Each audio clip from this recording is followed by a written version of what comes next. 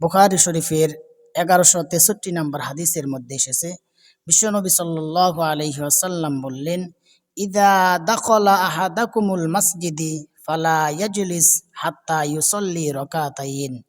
বিশ্বনবী সাল্লাল্লাহু আলাইহি ওয়াসাল্লাম বললেন, যখন তুমি মসজিদে প্রবেশ করার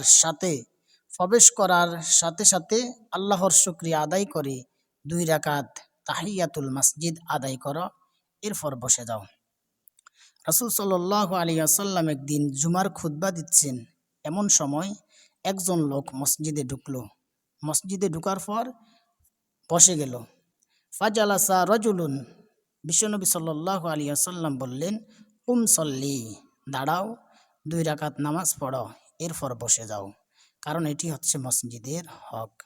তাহলে আপনি মসজিদে যখন প্রবেশ করবেন, প্রবেশ করার সাথে সাথে আপনি না বসে 2 রাকাত তাহিয়াতুল মসজিদ আদায় করে এরপর বসে যাও।